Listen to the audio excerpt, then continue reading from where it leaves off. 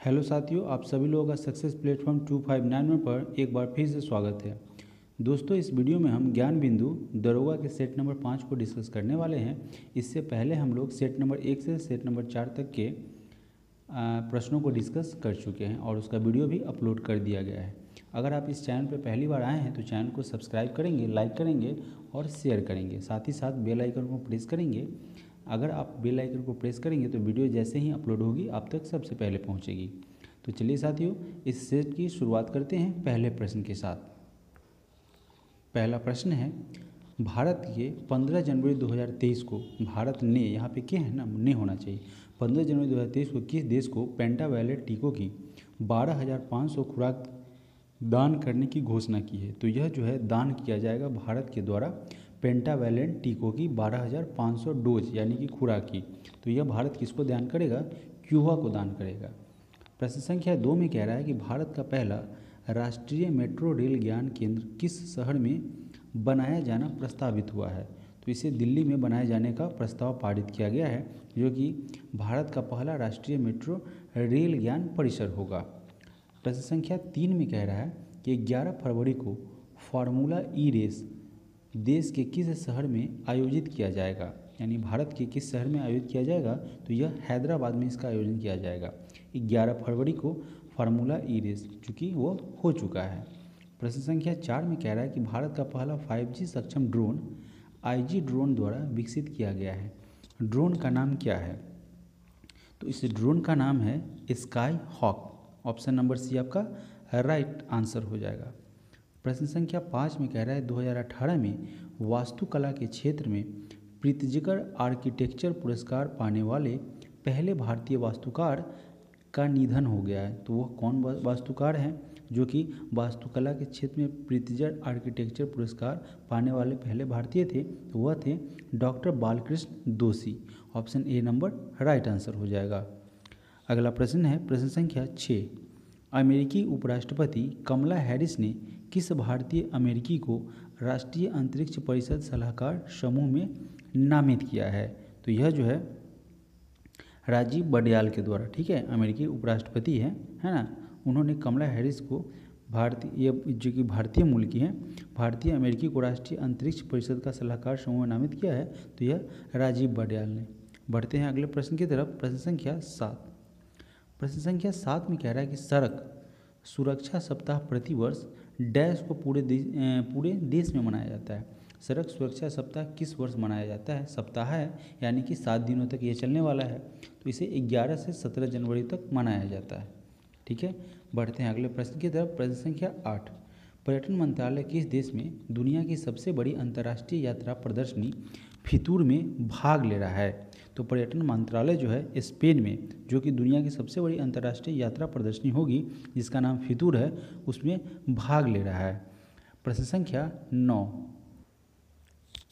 Number प्रश्न में कह रहा है कि हाल ही में मानव सेवा के लिए बहरीन ISA अवार्ड किसे प्रदान किया गया है? तो यह मानव के क्षेत्र में मानव की सेवा करने के लिए यह पुरस्कार डॉक्टर संदूक रुइट को दिया गया है। अगला प्रश्न है प्रश्न संख्या 10 नंबर प्रश्न में कह रहा है कि ए नेशन टू प्रोटेक्ट नामक पुस्तक के लेखक कौन है? तो इस पुस्तक को प्रियम गांधी मोदी के द्वारा लिखा गया है। पुस्तक का नाम है ए नेशन द प्रोटेक्ट। प्रश्न संख्या 11 में कह रहा है गर्भवती महिलाओं के लिए विशेष स्वास्थ्य देखभाल कार्यक्रम आंचल किस राज्य की पहल है?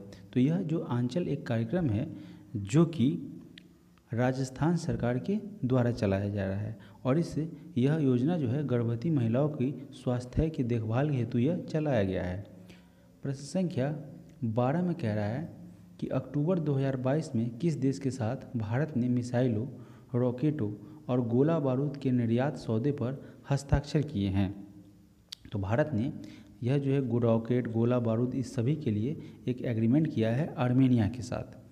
प्रश्न संख्या 13 में कह रहा है ICICI प्रूडेंशियल लाइफ इंश्योरेंस ने अपने डिजिटल प्रथम अभियान के साथ 360 डिग्री वित्तीय सुरक्षा शुरू करने की घोषणा की है, जिसमें किसे दिखाया गया है? तो साथियों, इसके लिए एक ब्रांड एम्बेसडर के रूप में भारतीय बल्लेबाज जो है भारतीय क्रिकेट टीम के बल्लेबाज सूर्य कुमार यादव को इसका ब्रांड एम्बेसडर बनाया गया है और इसका एडवर्टाइजमेंट करते इन्हें दिखाया गया है। प्रश्न संख्या 14 में कह रहा है कि चेन्नई में आयोजित तारकस है ना, ये तर्कस अभ्यास में भारत के साथ कौन सा देश भाग ले रहा है। यह तर्कस अभ्यास जो है दोस्तों चेन्नई में आयोजित किया जा रहा है और इसमें भारत के साथ अमेरिका पार्टिसिपेट कर रहा है, भाग ले रहा है। प्रश्न संख्या 15 में कह रहा है कि भारत का एकीकृत भुगतान इंटरफेस प्रणाली को अपनाने वाला पहला देश कौन बन गया है। यूँ तो श्रीलंका ने भी अपनाया है, लेकिन पहले देश की बात की जाए तो वह नेपाल बन गया है। प्रश्न संख्या 16 में कह रहा है कि स्पीतुक गुस्टर महोत्सव किस राज्य या केंद्र शासित प्रदेश में मनाया जाता है। इस फेस्टिवल का नाम है, इस उत्सव का नाम है स्पीतुक गुस्टर। यह लद्दाख में मनाया जाता है। अगला प्रश्न है प्रश्न संख्या 17 नंबर प्रश्न में यहाँ पे एक रीजनिंग का है, एनालिटिकल रीजनिंग। फिर उसके बाद यहाँ पे मैथ का सीक्वेंस है, क्या लगाएंगे, जो यहाँ पे ए अगर लगाएंगे, बी लगाएंगे, सी लगाएंगे, यानी कौन सा इसमें सिंबल लगाएंगे गणित का, जो क्या होगा समीकरण बराबर हो जाएगा। तो इसे भी सॉल्व किया जाएगा। तो हमने आपको पहले बोला था कि मैथ का अलग से होगा, है ना, उसको जीएस में इंक्लूड नहीं करेंगे। तो देखिए यहाँ पे यदि आज शनिवार है और प्रश्न संख्या 19 में कह रहा है जो आज से 59वें दिन क्या होगा, है ना। प्रश्न ऐसा नहीं होना चाहिए, तो होना चाहिए, है ना, यहाँ पे तो होना चाहिए। यदि आज शनिवार है तो आज से 59वें दिन क्या होगा, ठीक है, यहाँ पे तो होना चाहिए। तो क्या होगा, तो 7 8 56, 56 के बाद 3 बचेगा, तो शनिवार के बाद 3 दिन काउंट कर दिए, रविवार, सोमवार, मंगलवार। तो एनालिटिकल रीजनिंग कहते हैं इसे। तो इसे हम बाद में सॉल्व करेंगे, मैथ को प्रश्नों को भी बाद में सॉल्व करेंगे। हालांकि ये बहुत प्रश्न संख्या 20 जो है बहुत आसान प्रश्न है। प्रश्न संख्या 21 ये भी मैथ का है, प्रश्न संख्या 22 ये भी मैथ का है। अब देखते हैं प्रश्न संख्या 23 में क्या कह रहा है। 23 नंबर प्रश्न में कह रहा है, अब देखिए 23 नंबर से जीएस है, तो हम लोग जीएस को करेंगे, मैथ को एक अलग सेपरेट वीडियो बनाया जाएगा मैथ का। प्रश्न संख्या 23 में कह रहा है कि निम्न युग्मों पर विचार कीजिए। यहाँ पे दिया जा रहा है कि सभ्यता, किस सभ्यता में इस सभ्यता का नदी से संबंध था। तो मिस्र का नील नदी से सभ्यता, मिस्र की जो सभ्यता थी उसका संबंध नील नदी से। सिंधु की बात की जाए तो सिंधु आप जानते ही हैं रावी नदी के तट पर स्थित है, तो यहाँ पे रावी हो जाएगा। अभी आपको क्या करना है, इसमें से पूछ रहा है कि उपरोक्त में से कौन सा कथन सही है, ठीक है। तो ये आपका गलत हो गया, एक आपका सही है। अब देखते हैं 3 नंबर में कह रहा है कि चीन यांगटिक सियांग, तो ये आपका सही है, यानी कि ऑप्शन 1 और थर्ड। अभी पूछ रहा है कि कौन से कथन सही है। अब देखिए दोस्तों यहाँ पे 1 और 2,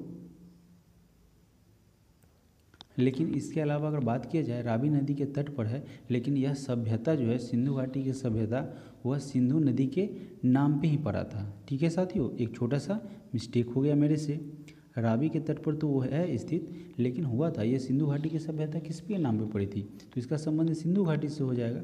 तो 2 आपका सही है, लेकिन चीन का जो है ये यांगटिक सियांग जो है ये आपका सही सुमेलित नहीं है, यानी कि ऑप्शन नंबर 1 और 2 आपका राइट आंसर हो जाएगा। सॉरी फॉर रॉन्ग आंसर साथियों। प्रश्न संख्या 24 में क्या कह रहा है कि जर्मनी के आर्थिक राष्ट्रवाद का पिता किसे माना जाता है। अब पूछा गया है कि जर्मनी का जो आर्थिक राष्ट्रवाद का पिता यानी कि प्रेरक यानी कि उनके जनक किसे माना गया है, तो फ्रेडरिक जो लिस्ट है उन्हें आर्थिक राष्ट्रवाद का जनक माना गया है जर्मनी का। प्रश्न संख्या 25 में कह रहा है कि नाबार्ड के संबंध में निम्नलिखित कथनों पर विचार कीजिए। नाबार्ड के बारे में क्या कहा गया है जो आपका सही है। तो कह रहा है कि नाबार्ड संसद के अधिनियम है ना, उसके अधिनियम द्वारा वर्ष 1982 में स्थापित हुआ था, तो यह आपका सही है। नाबार्ड की अगर बात की जाए तो उसका पूर्ण रूप होता है national bank for agriculture and rural development, ठीक है, national bank for agriculture and rural RURAL rural national bank for agriculture and rural development. अब बात किया जाए तो यह अभी ऑप्शन 2 में कह रहा है कि यह केवल कृषि के लिए साख की सुविधा प्रदान करता है। अब देखिए यहाँ पे फुल फॉर्म में ही क्या था, national bank for agriculture and rural, तो कृषि के लिए तो करता ही है, साथ ही साथ जो ग्रामीण क्षेत्र है उसके डेवलपमेंट के लिए भी साख का सृजन करता है। तो यहाँ पे केवल 1 हो जाएगा, है ना। यह केवल कृषि के लिए नहीं करता है, इसके अलावा ग्रामीण विकास के लिए भी यह साख सृजन करता है। तो इसका आंसर हो जाएगा ऑप्शन नंबर ए। अगला प्रश्न है प्रश्न संख्या 26 नंबर प्रश्न में कह रहा है कि नीति आयोग के विषय में निम्नलिखित में से कौन सा एक सही नहीं है, यानी कि नीति आयोग के बारे में कौन सा इसमें गलत कह रहा है। बात किया जाए तो इसका गठन योजना आयोग के स्थान पर किया गया था, बिल्कुल सही है। और इसका गठन योजना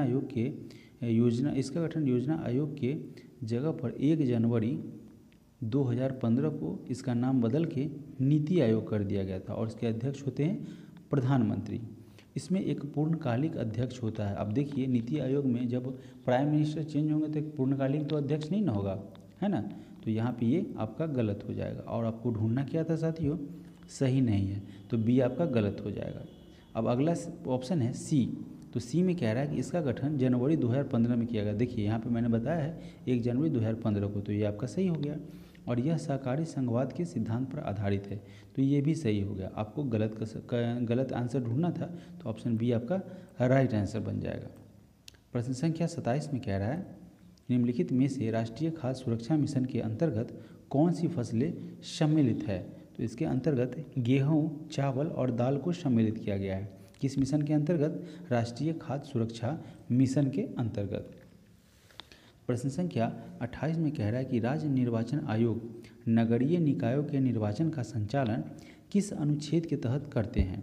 तो साथियों अनुच्छेद 243 के जो है उसके द्वारा राज्य निर्वाचन आयोग जो है वह नगरीय निकायों के निर्वाचन का संचालन करते हैं। उन्हें 243 के द्वारा यह अधिकार दिया गया है।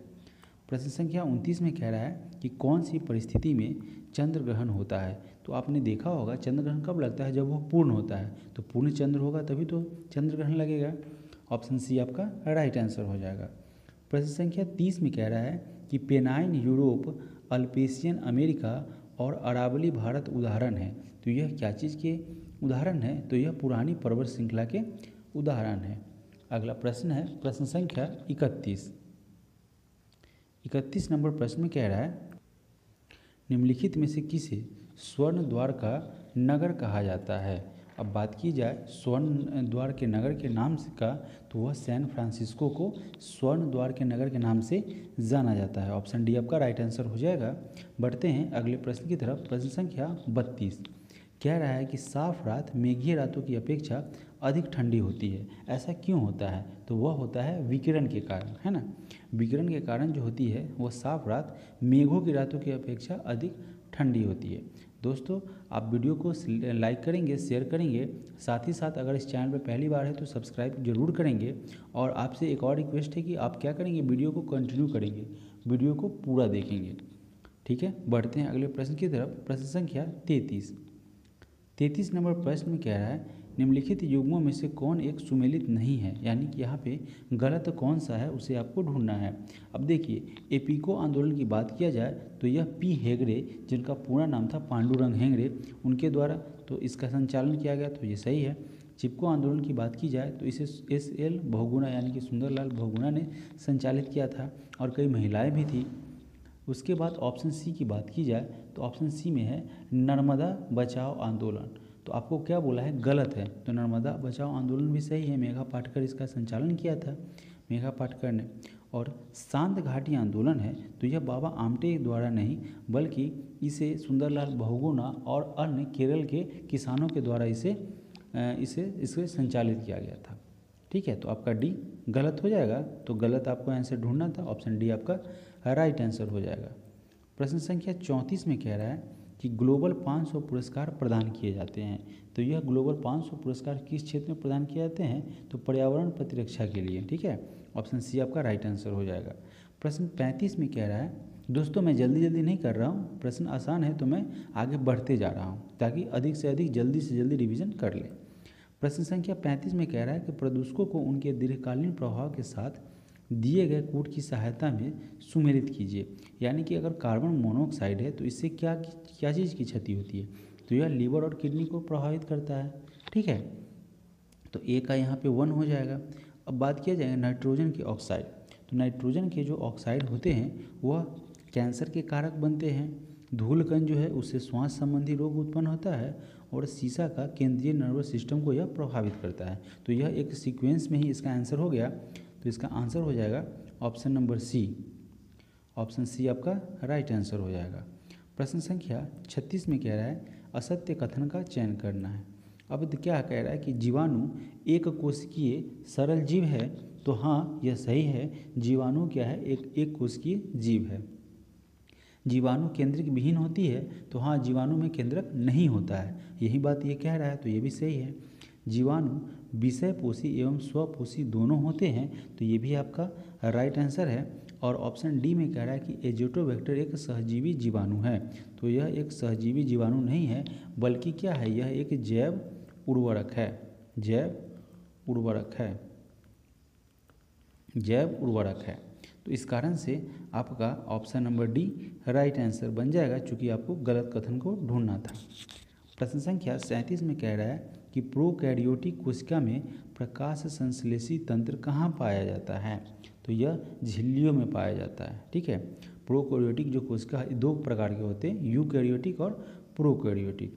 ठीक है, तो प्रोकैरियोटिक कोशिकाओं में प्रकाश संश्लेषी तंत्र जो है उनकी झिल्लियों में पाया जाता है।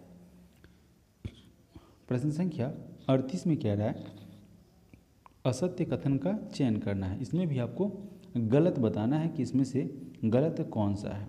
चलिए देखा जाए तो ऑप्शन ए में कह रहा है कि बोसोफिल्स। बोसोफिल्स का क्या कार्य होता है, तो यह प्रतिक्षण एवं एलर्जी से इसका संबंध होता है। इओसिनोफिल्स का यह क्या है, हिपैरिन, हिस्टामिन एवं सिस्टोनिन का स्रवण करता है। ठीक है, यह सीरोटीन, हिपैरिन और हिस्टामिन का स्रवण करता है। यह है इफोसियोफिल्स। अगला ऑप्शन है option number C number option में कह रहा है कि न्यूट्रोफिल्स है ना। यह न्यूट्रोफिल्स जो है वह बैक्टीरिया का भक्षण कर जाता है, बैक्टीरिया को नष्ट कर देता है। और इसके अलावा बात की जाए मोनोसाइट की, तो मोनोसाइट जो है साथियों, यह क्या करता है, इसका काम होता है प्रतिरक्षी जो प्रणाली है उसको मजबूत करना और उत्तक का निर्माण करना। अब यहाँ क्या कर रहा है, प्रतिरक्षियों का निर्माण तो यह नहीं करता है, बल्कि इसे मजबूत करता है और उत्तकों का निर्माण करता है। तो आपका डी राइट आंसर हो जाएगा, चूँकि आपको गलत ढूंढना था। प्रश्न संख्या 39 में कह रहा है कि अरबी किस प्रकार के भूमिगत तना का उदाहरण है। देखिए यहाँ पे क्या कह रहा है, अरबी है ना। अरबी किस प्रकार के भूमिगत तना का उदाहरण है, तो यह जो है अरबी वह धनकंद है ना, धनकंद प्रकार का एक तना है। अगला प्रश्न है प्रश्न संख्या 40 नंबर प्रश्न में कह रहा है कि किस भोज्य पदार्थ की अधिक सेवन से एथेरोस्क्लेरोसिस नामक रोग हो जाता है। तो जब आप अधिक मात्रा में ज़रूरत से ज़्यादा कोई भी पोषक तत्व आपके लिए हानिकारक हो सकता है। तो यह अधिक मात्रा में अगर वसा का सेवन हो जाए तो इसे एथेरोस्क्लेरोसिस नामक रोग हो जाता है। प्रश्न संख्या 41 में कह रहा है कि निम्न में से किस जंतु का उत्सर्जी अंग मैलपीगी नलिका होता है। पूछा जा रहा है कि यह मैलपीगी नलिका एक उत्सर्जी अंग होता है और यह किस जंतु का होता है। प्रश्न को हम समझेंगे तो यह क्या है, ऑर्थोपोडा जगत का जंतु का उत्सर्जी अंग होता है, जिसे मैलपीगी नलिका के रूप में जाना जाता है।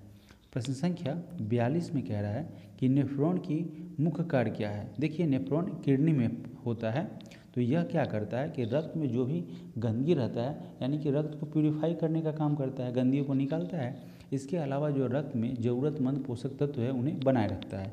अब देखिए ऑप्शन ए में वही बात कह रहा है कि सभी उत्सर्जी पदार्थ को रक्त से निकालना। उत्सर्जी मतलब क्या, वेस्टेज जो रहता है उसको वो निकालता है, तो रक्त को प्यूरिफाई कर रहा है और दूसरे जो उसमें ज़रूरी पोषक तत्व उनको बरकरार रखता है, मेंटेन रखता है। तो यहाँ पे दोनों के दोनों हो जाएंगे, यानी कि ऑप्शन नंबर सी आपका राइट आंसर हो जाएगा। प्रश्न संख्या 43 में कह रहा है 43 में निम्न में से कौन स्पाइनल कोड को मस्तिष्क से जोड़ता है, यानी कि मेरुरज्जु बोला जाता है हिंदी में और अंग्रेजी में इसे स्पाइनल कोड के नाम से जाना जाता है। तो यह जो है उसको मस्तिष्क से जोड़ता है, तो इस यह सेरिब्रम पेंडुकलम है ना, सेरिब्रम पेंडुकल है, वहाँ जो है मस्तिष्क को यह मेरुरज्जु स्पाइनल कोड मस्तिष्क से जोड़ता है। ऑप्शन बी आपका राइट आंसर हो जाएगा। प्रश्न संख्या 44 में कह रहा है कि निम्न में से किस कण को एनोड किरण भी कहा जाता है। तो यहाँ पे प्रोटॉन जो है ऑप्शन बी में उसे एनोड किरण के नाम से जाना जाता है। प्रोटॉन को एनोड किरण भी कहा जाता है।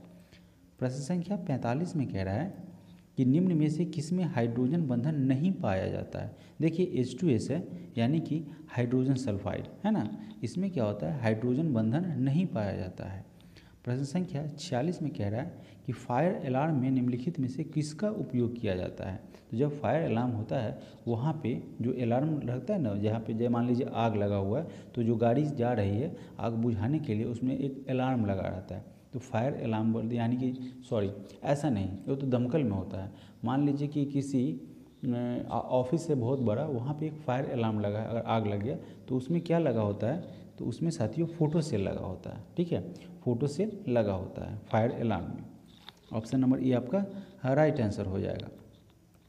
प्रश्न संख्या 47 में कह रहा है कि लौंग के तेल का निम्नलिखित में से कौन सा एक प्रमुख घटक है। तो इसमें से यूजेनॉल है ना, लौंग में पाया गया एक प्रमुख घटक है। आप इसे याद रखेंगे और परीक्षा में पूछा भी जा चुका है, तो इसे VVI भी मान लेते हैं, छोटा सा प्रश्न है। तो यह लौंग का एक महत्वपूर्ण घटक है, ठीक है, एलिमेंट है, उसमें यूजेनॉल पाया जाता है। प्रश्न संख्या 48 है, निम्नलिखित विस्फोटों में से किसमें नाइट्रोग्लिसरीन एवं आवश्यक संघटक के रूप में नहीं पाया जाता है। ठीक है, कहानी में ट्विस्ट आ गया, बोल रहा है कि नहीं पाया जाता है। तो यह एमाटोल है, जहाँ पे क्या हो जाता है नाइट्रोग्लिसरीन एवं आवश्यक संघटक रूप में नहीं पाया जाता है। ऑप्शन डी आपका राइट आंसर हो जाएगा। प्रश्न संख्या 49 नंबर प्रश्न में कह रहा है कि निम्नलिखित धातुओं में से कौन सी अमलगम नहीं बनाती हैं। यहाँ पे जस्ता, तांबा, मैग्नीशियम और लोहा दिया गया है और पूछ रहा है कि अमलगम नहीं बनाती है, तो यह है आयरन यानी कि लोहा। प्रश्न 50 में कह रहा है कि अंगोरा ऊन किससे निकाला जाता है। तो अंगोरा ऊन जो है वह खरगोश से प्राप्त किया जाता है। खरगोश का जो फर होता है उसी से यह अंगोरा ऊन प्राप्त किया जाता है। प्रश्न संख्या 51 में कह रहा है कि मक्का में सफ़ेद कली किस तत्व की कमी से होता है। तो यह सफ़ेद कली यानी कि एक रोग हो जाता है मक्का में, तो यह उसमें जिंक की कमी से है ना, जिंक की कमी से ऐसा रोग उत्पन्न हो जाता है। प्रश्न संख्या 52 में कह रहा है निम्नलिखित में से कौन सा ऑपरेटिंग सिस्टम नहीं है। देखिए डॉस जो है डिस्क ऑपरेटिंग सिस्टम, यह एक ऑपरेटिंग सिस्टम है। विंडोज भी एक ऑपरेटिंग सिस्टम है। लाइनक्स भी एक ऑपरेटिंग सिस्टम है। जबकि ऑरेकल की बात की जाए तो यह एक सॉफ्टवेयर है। ठीक है, दुनिया का सबसे बड़ा, सबसे लार्जेस्ट सॉफ्टवेयर कंपनी में से एक है ये, है ना। ठीक है, तो ऑरेकल एक सॉफ्टवेयर है ना कि ऑपरेटिंग सिस्टम, यानी कि ऑप्शन नंबर बी आपका राइट आंसर हो जाएगा। अगला प्रश्न है प्रश्न संख्या 53 नंबर प्रश्न में कह रहा है कि निम्न में से कौन नीला जन योजना यानी कि ब्लू वाटर पॉलिसी से संबंधित है। तो यह है फ्रांसिस्को द अल्मीडा, है ना, द अल्मीडा नहीं रखेंगे, फ्रांसिस्को द अल्मीडा पूरा नाम याद रखेंगे।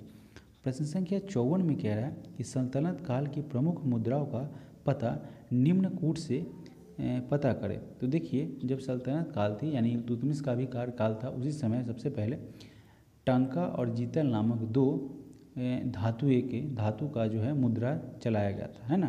तो चांदी का टंका और तांबे का जीतल हुआ करता था। यह जीतल जो था वह तांबे का हुआ करता था और चांदी का टंका हुआ करता था। बढ़ते हैं अगले प्रश्न की तरफ। प्रश्न संख्या 55, उससे पहले इसका आंसर हो जाएगा ऑप्शन नंबर सी 2 और 4। प्रश्न संख्या 55 में कह रहा है निम्नलिखित में से किस युग को इंग्लैंड में अंग्रेजों अधिकारियों की हत्या के आरोप में फांसी की सज़ा मिली थी। अब देखिए इंग्लैंड में अंग्रेज की हत्या किया था, इसमें से किसने किया था, तो मदन लाल ढींगरा ने किया था और उधम सिंह ने किया था। ठीक है, तो मदन लाल ढींगरा ने क्या किया था, तो कर्नल वायली की हत्या की थी। ठीक है, कर्नल वायली की हत्या की थी।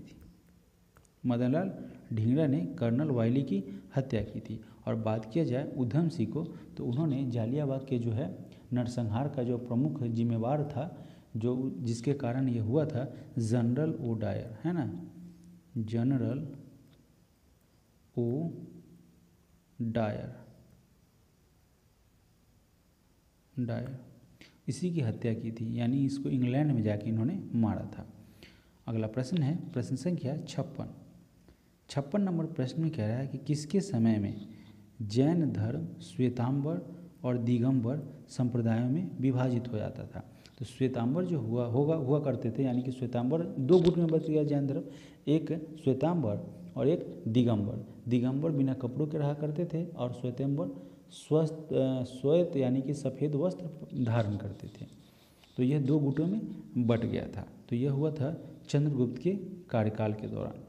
प्रश्न संख्या 57 में कह रहा है कि कौन सा हड़प्पा स्थल हरियाणा में स्थित नहीं है। तो बनावली, मिताथल और राखीगढ़ी यह जो है हरियाणा में स्थित है, जबकि अगर रोपड़ की बात की जाए तो रोपड़ साथियों पंजाब में स्थित है। और पंजाब में कहाँ पे, तो पंजाब के केरू पनाग गांव में, है ना, इसी टाइप का एक जगह है, वहाँ पे हुआ करता था। यानी कि रोपड़ का संबंध पंजाब से है। प्रश्न संख्या 58 में कह रहा है कि चरक किसके दरबार में रहते थे। तो चरक जो है वह कनिष्क के दरबार में रहते थे। और चरक क्या थे, एक प्रसिद्ध आयुर्वेद के जानकार थे। आयुर्वेद के जनक थे, आयुर्वेद के जनक हुआ करते थे चरक। ठीक है। और कनिष्क की बात किया जाए तो कनिष्क कुषाण वंश का प्रतापी राजा था। प्रश्न संख्या 59 नंबर प्रश्न में कह रहा है कि राज दरबार में भेजे गए ईस्ट इंडिया कंपनी के प्रतिनिधि के साथ कौन से सर्जन गए थे जो सम्राट फर्रुखसियर को उनके कष्टकारी गैंग से मुक्त करने के लिए, यहाँ पे गैंग नहीं है, सॉरी, रोग है ना। तो यह जो था हैमिल्टन था। हैमिल्टन ने उनका सफल उपचार किया था। ठीक है। किसका, सम्राट फर्रुखसियर जो था वह एक बहुत गंभीर रोग से पीड़ित था, जिसका इलाज हैमिल्टन ने किया था और वह इस इलाज से पूर्णतः स्वस्थ हो गया, जिससे खुश होकर इसने क्या किया था, एक मैग्ना कार्टा जारी कर दिया गया था। कुछ वार्षिक किराए के दर पर क्या किया था, अंग्रेजों को व्यापार करने की छूट प्रदान की थी। यह फर्रुखसियर ही था। प्रश्न संख्या 60 में कह रहा है कि 1843 के इंडिया एक्ट 5 के द्वारा किस प्रचलन को अवैध घोषित किया गया। यानी कि 1843 का इंडिया एक्ट 5 जो था उसके तहत किसे अवैध घोषित कर दिया गया। तो उसके तहत गुलामी प्रथा जो थी उसको अवैध घोषित कर दिया गया था। ऑप्शन नंबर बी आपका राइट आंसर हो जाएगा। प्रश्न 61 में कह रहा है कि निम्न में से कौन शेरशाह का उत्तराधिकारी हुआ। तो शेरशाह का उत्तराधिकारी की बात की जाए तो वह इस्लाम शाह था। ठीक है, उनका पुत्र।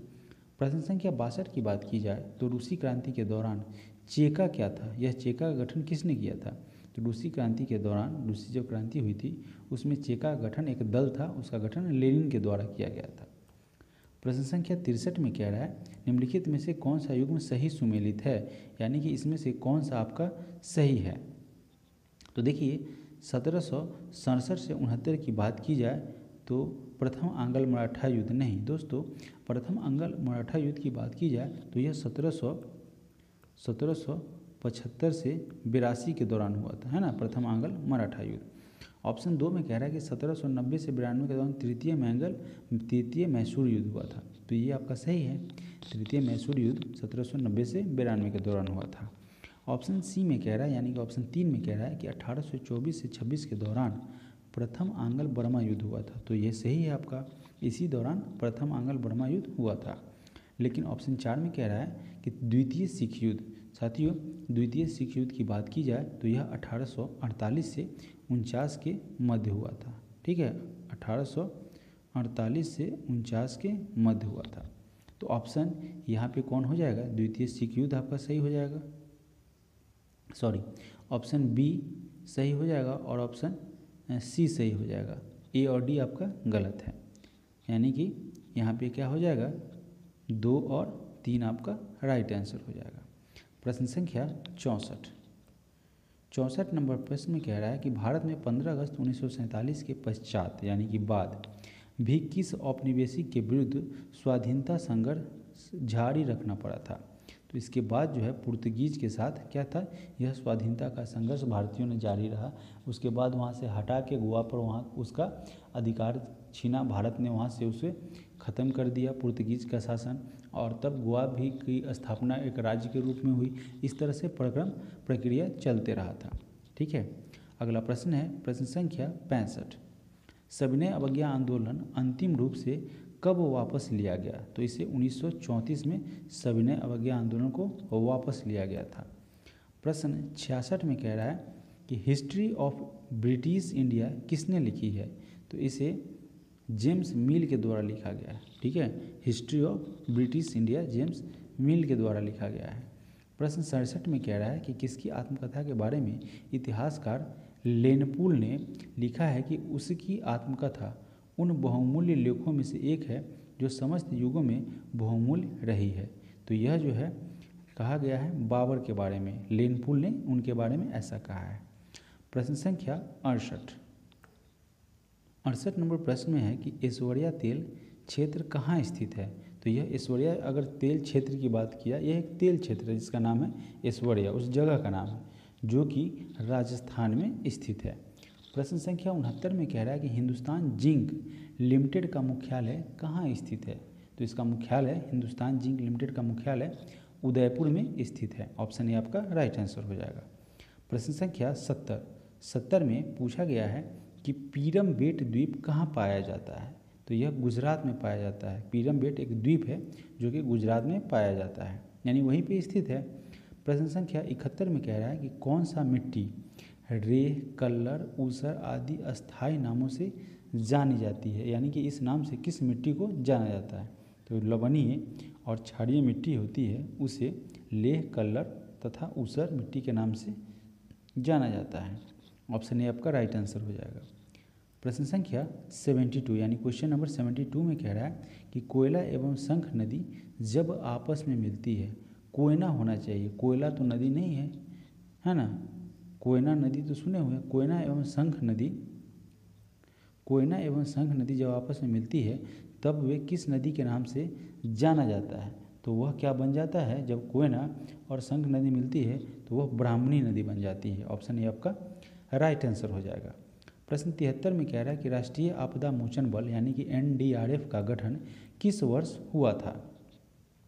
तो इसका गठन की बात की जाए NDRF का, तो उसका गठन 2006 में किया गया था। प्रश्न संख्या 74 में पूछा गया है कि भारत को उष्णकटिबंधीय और उपोष्ण कटिबंध में विभाजन करने के आधार के रूप में मानी गई जनवरी की समताप रेखा कौन सा है। तो यह जो है 18 डिग्री सेल्सियस है ना। भारत को उष्णकटिबंधीय और उपोष्ण कटिबंधीय में विभाजन करने का यह आधार है 18 डिग्री सेल्सियस समताप रेखा। प्रश्न संख्या 75 में कह रहा है कि तमिलनाडु के कोरोमंडल तट किस जलवायु प्रदूषण के अंतर्गत आता है। तो यह साथियों AW है ना, AW एक जलवायु का प्रकार है, उस जलवायु प्रदेश के अंतर्गत आता है AW। प्रश्न संख्या 76 में कह रहा है कि खीरगंगा राष्ट्रीय उद्यान, बहुत अच्छा नाम है, खीरगंगा राष्ट्रीय उद्यान भारत के किस राज्य में स्थित है। तो यह जो है भारत के हिमाचल प्रदेश राज्य में खीरगंगा राष्ट्रीय उद्यान स्थित है। क्वेश्चन नंबर 77 में कह रहा है कि संविधान के किस भाग को भारत का मैग्ना कार्टा कहा जाता है। तो भाग 3 को, संविधान के भाग 3 को भारत के मैग्ना कार्टा के रूप में जाना जाता है अथवा कहा जाता है। क्वेश्चन नंबर 78 में कह रहा है कि एक नागरिक के मूल कर्तव्यों में निम्न में से कौन सा कर्तव्य सम्मिलित नहीं है, पूछा गया है। देखिए ऑप्शन ए में क्या कह रहा है कि प्राकृतिक पर्यावरण की रक्षा और उसका संवर्धन करना, तो इसे शामिल किया गया है। ऑप्शन बी में कह रहा है कि स्वतंत्रता के लिए हमारे राष्ट्रीय आंदोलन को प्रेरित करने वाले उच्च आदर्शों को संजोए रखें और उनका पालन करें, तो इसको भी सम्मिलित किया गया है, सही है। अब ऑप्शन सी में कह रहा है इस अस्पृश्यता को मिटाने की ओर प्रयास करें, ठीक है ना। तो यहाँ की बात की जा रही है ऑप्शन में कर्तव्य सम्मिलित नहीं है मूल कर्तव्य में, तो इसे मूल कर्तव्य में नहीं किया गया है। अस्पृश्यता, छुआछूत विरोधी, इसके लिए एक अलग बनाया गया है आर्टिकल 17 है ना। ऑप्शन डी में कह रहा है कि वैज्ञानिक दृष्टिकोण मानववाद और ज्ञानार्जन तथा सुधार की भावना का विकास करे, यानी कि ये भी आपका राइट हो जाएगा। अगर आपको क्या करना था, इसमें कर्तव्य सम्मिलित नहीं है पूछ रहा था, तो ऑप्शन सी आपका राइट आंसर हो जाएगा। प्रश्न संख्या 79 में कह रहा है कि सुमेलित कीजिए। अब किसको किससे मैच करना है, कौन सा ऑपरेशन कहाँ से है उसे आपको मैच करना है। अब देखिए ऑपरेशन चेकमेट की बात की जाए तो इसका संबंध श्रीलंका से है ना। ऑपरेशन चेकमेट की बात की जाए तो इसका संबंध श्रीलंका से है, और ऑपरेशन कैक्टस का संबंध जो है वह मालदीव से है। ऑप्शन सी में कह रहा है कि operation blue star blue star का संबंध पंजाब से है और ऑपरेशन सिद्धार्थ का संबंध बिहार से है। तो इस प्रकार इसका राइट आंसर बन जाता है option number A. Question number 80 में कह रहा है कि निम्नलिखित में से कौन सा एक प्राधिकरण किसी राज्य के राज्यपाल को, है ना, उस विशेष राज्य की पंचायतों के द्वारा विनियोजित हो सकने वाले करों और शुल्कों के निर्धारण के सिद्धांतों के विषय में संस्तुति जारी करता है या संस्तुति करता है। तो राज्य का यह वित्त आयोग है, ठीक है, उन्हीं के द्वारा किसी राज्य के राज्यपाल को, है ना, उस विशेष राज्य की पंचायतों के द्वारा विनियोजित हो सकने वाले करों और शुल्क के निर्धारण के सिद्धांतों के विषय में संस्तुति करता है। कौन करता है? राज्य वित्त आयोग। प्रश्न संख्या 81। देखिए प्रश्न लंबा था लेकिन प्रश्न आसान था। अगर आप पूरा पढ़ेंगे, होता है कि विद्यार्थी जो जब जाते हैं एग्जामिनेशन सेंटर में तो प्रश्न को देख के घबरा जाते हैं कि बहुत लंबा चौड़ा है, जबकि कुछ ऐसा नहीं रहता है। स्टार्ट में बहुत लंबे लंबे लाइन लिखे रहते हैं और प्रश्न एक ही पूछा जाता है साधारण सा, तो बड़ा प्रश्न और आसान ही हो जाता है। अगला प्रश्न है प्रश्न संख्या 81 यानी कि 81। 81 में क्या कह रहा है कि भारत में राजनीतिक व्यवस्था के मूलभूत लक्षण है। मूलभूत लक्षण क्या है?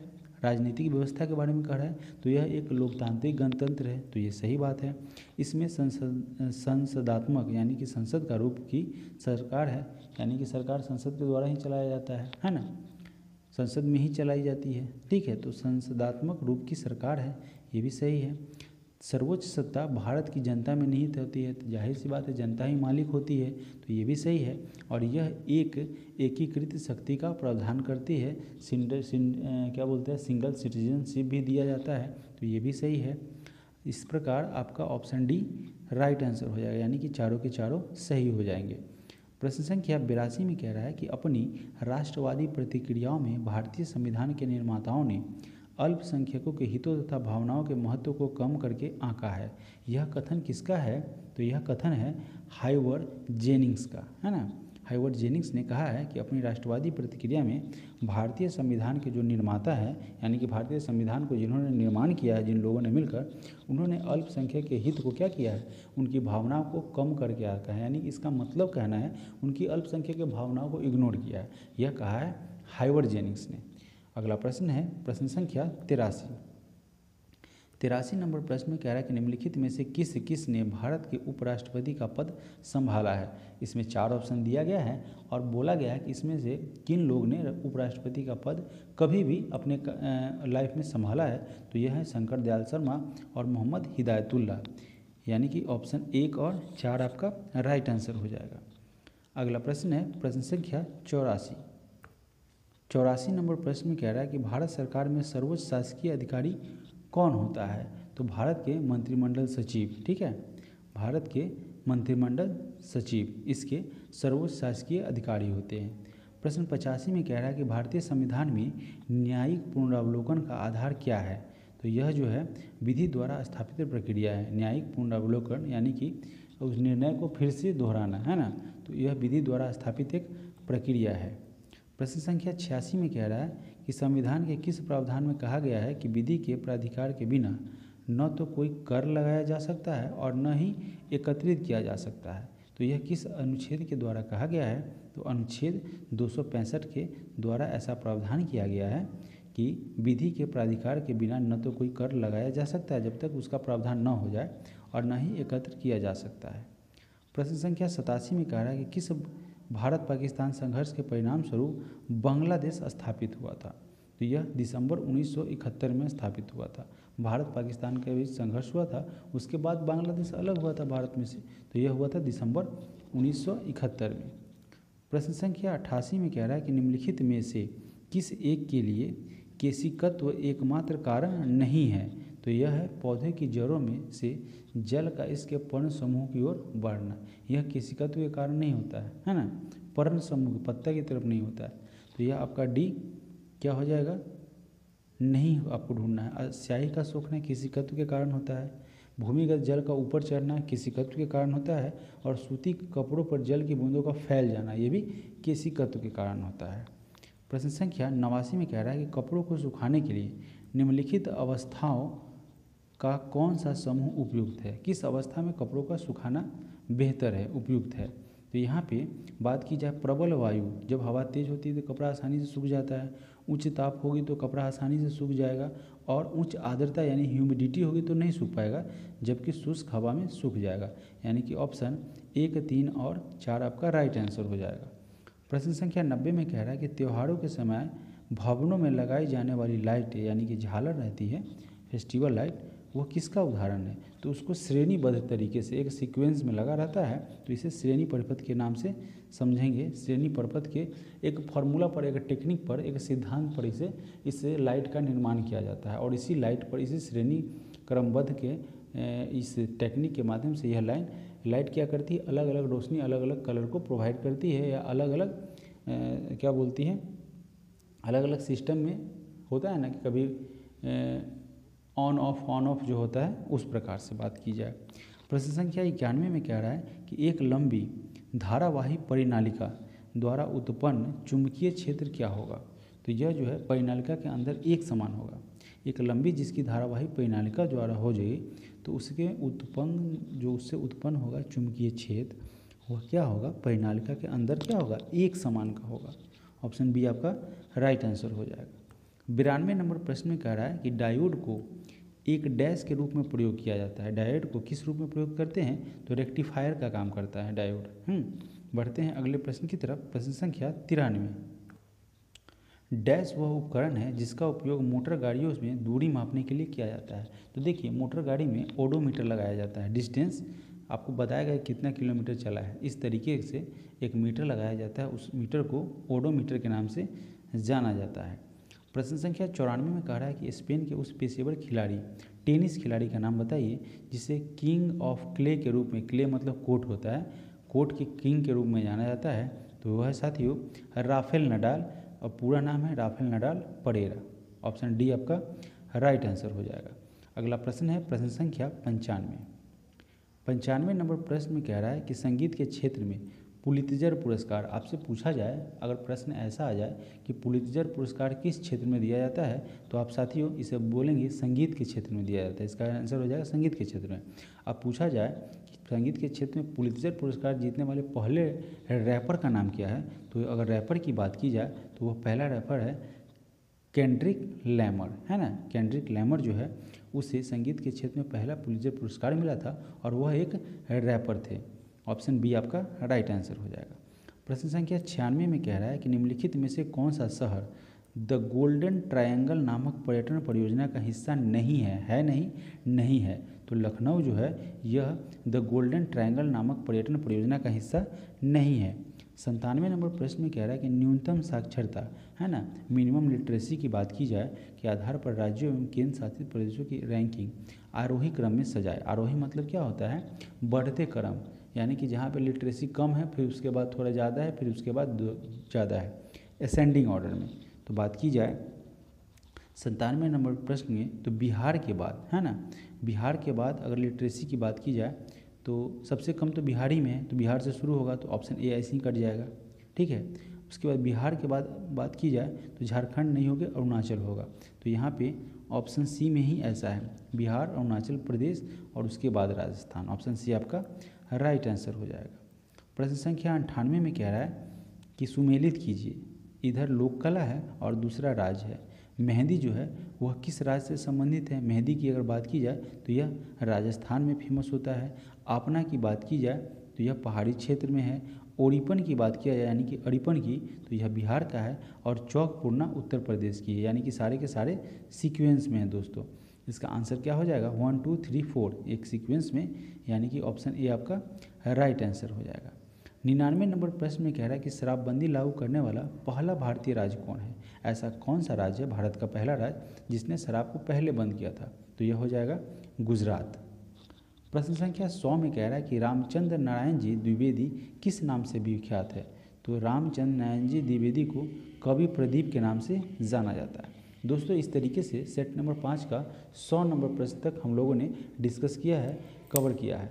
अब क्या करेंगे, अगले वीडियो में हम आपको ये जो ज्ञान बिंदु का सेट नंबर 6 है उसको डिस्कस करेंगे, और साथ ही साथ आप क्या करेंगे कि आप बेल आइकन को ज़रूर प्रेस करेंगे कि जैसे ही वीडियो अपलोड होगा वो डायरेक्टली आपके तक सबसे पहले पहुंचेगा। तो साथियों, आप सभी लोगों के प्यार के लिए बहुत बहुत धन्यवाद, और इसी तरह अपना प्यार बनाए रखेंगे और चैनल को सब्सक्राइब करेंगे। और वीडियो मैंने जो भी अपलोड किया है, जो भी टेस्ट सीरीज अपलोड किया जा रहा है, कृपया करके उसे पूरा देखेंगे। आधा अधूरा देखने का कोई मतलब नहीं रहेगा, टेस्ट आपका अनकम्प्लीट जाएगा। ठीक है, तो थैंक यू सो मच साथियों। मिलते हैं अगले वीडियो में ज्ञान बिंदु के सेट प्रैक्टिस नंबर 6 के साथ। Thank you so much.